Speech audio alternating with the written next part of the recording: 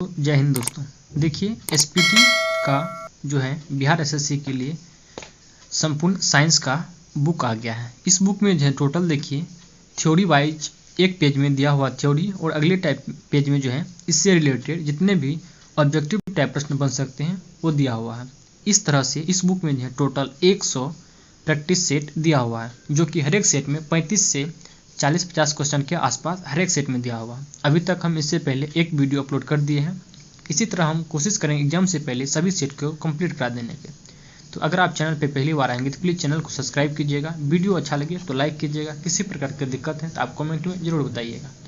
तो देखिए इस बुक में दिखा देते हैं चैप्टर वाइज दिया हुआ। सबसे पहले अभी बायोलॉजी शुरू हुआ है, बायोलॉजी से उसके बाद देखिए फिर फिजिक्स होगा, फिर केमिस्ट्री। इसी तरह से हम संपूर्ण को खत्म करेंगे और लास्ट में फिर 100 टेस्ट के बाद जो है लास्ट में इसमें क्विज रिवीजन दिया हुआ है, हम उसको भी बारी बारी से देखेंगे। तो आप लोग वीडियो को ज़्यादा से ज़्यादा शेयर कीजिएगा और लाइक जरूर कीजिएगा। तो चलिए आज हम सेट नंबर 2 को देखते हैं। तो देखिए ये है practice set 2 number. Set number 2 का देखिए पहला नंबर प्रश्न में दिया हुआ है, लाइसोसोम है क्या? लाइसोसोम क्या है? इसका आंसर हो जाएगा ऑप्शन नंबर ए, यह एक पाचन केंद्र। क्या? पाचन केंद्र। अगला प्रश्न, गुणसूत्र की संख्या सबसे कम किसमें होती है? गुणसूत्र की संख्या सबसे कम किसमें होती है? ये हो जाएगा आपको जीवाणु में। किसमें? जीवाणु में होता है। देखिए सभी प्रश्न एग्जाम की दृष्टि से अति महत्वपूर्ण है, तो आप लोग वीडियो को लास्ट तक जरूर देखिएगा। अगला प्रश्न, किसे कोशिका के अचल संपत्ति, किसे कोशिका का अचल संपत्ति के रूप में जाना जाता है?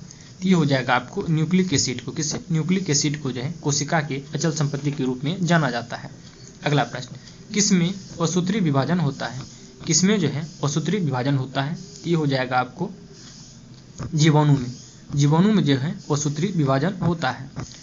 अगला प्रश्न है, समसूत्री विभाजन कितने चरणों में पूरा होता है? समसूत्री विभाजन जो है यह कितने चरणों में पूरा होता है? ये हो जाएगा आपको 5 चरणों में। कितने? 5। अगला प्रश्न, मानव में गुणसूत्रों की संख्या होती है कितनी?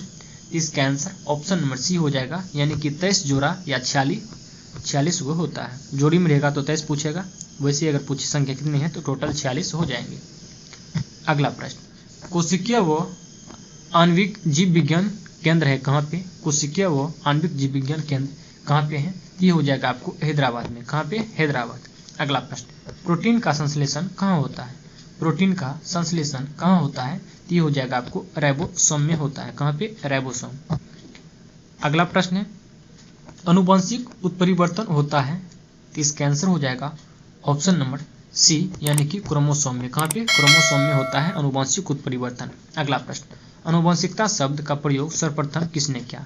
इसका आंसर हो जाएगा ऑप्शन नंबर सी, यानी कि डब्ल्यू वाटसन ने किया। किसने? अनुवांशिकता शब्द का प्रयोग जो है डब्ल्यू वाटसन के द्वारा किया गया।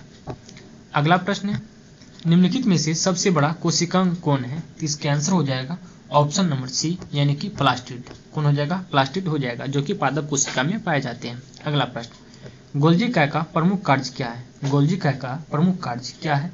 ये हो जाएगा आपको श्रवण करना। क्या हो जाएगा? यानी कि सेक्रेशन का कार्य है गोल्जी बॉडी का प्रमुख कार्य। अगला प्रश्न है, न्यूक्लियस की खोज सर्वप्रथम किसने की थी? न्यूक्लियस का खोज जो है सर्वप्रथम किसने किया था? ये क्या था? ब्राउन के द्वारा। किसके द्वारा? ब्राउन ने किया था।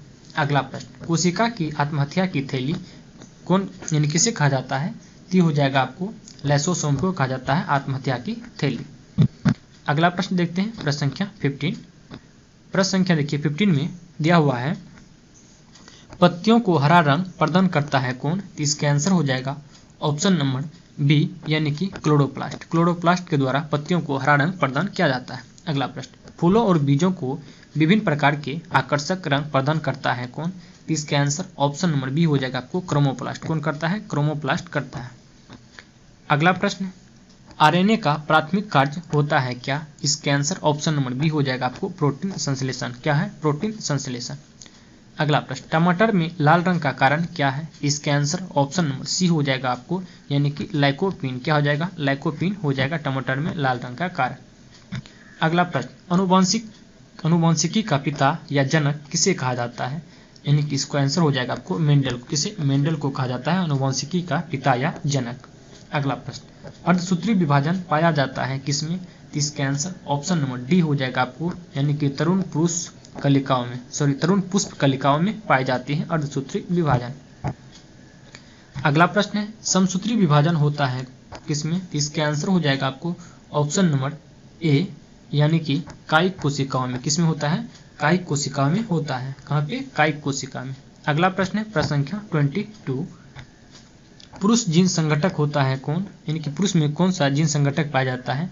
ये हो जाएगा आपको XY। XY किसमें? पुरुष में पाया जाता है, जबकि XX महिला में पाए जाते हैं। अगला प्रश्न विकास का सिद्धांत के प्रतिपादित किया था किसने? इसके आंसर हो जाएगा आपको ऑप्शन नंबर डी यानी कि चार्ल्स डार्विन ने। किसने? चार्ल्स डार्विन ने किया था। अगला प्रश्न देखते हैं प्रश्न संख्या 24, जीवों के प्राकृतिक चयन का सिद्धांत किसने प्रतिपादित किया था?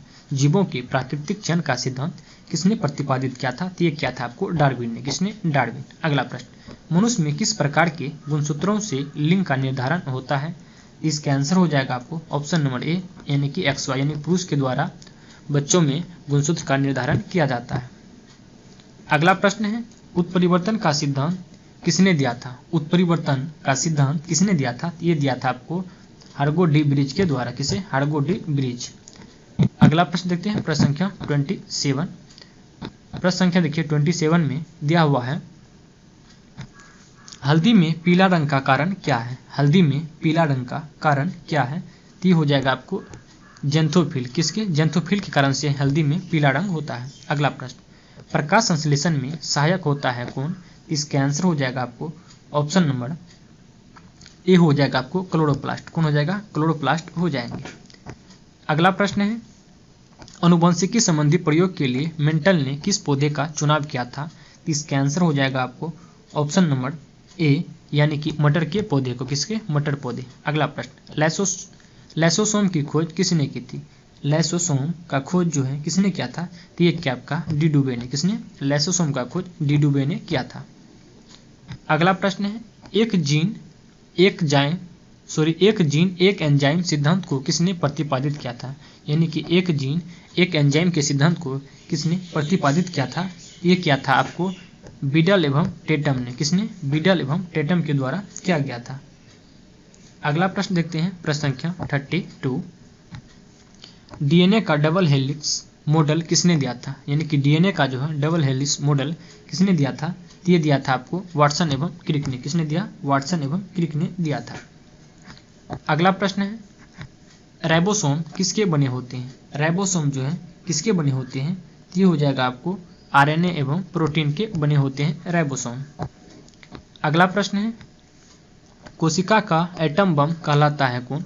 कोशिका का जो है एटम बम किसे कहा जाता है? ये कहा जाता है आपको लाइसोसोम को। किसे? लाइसोसोम को कहा जाता है। अगला प्रश्न है जीन बने होते हैं किसके?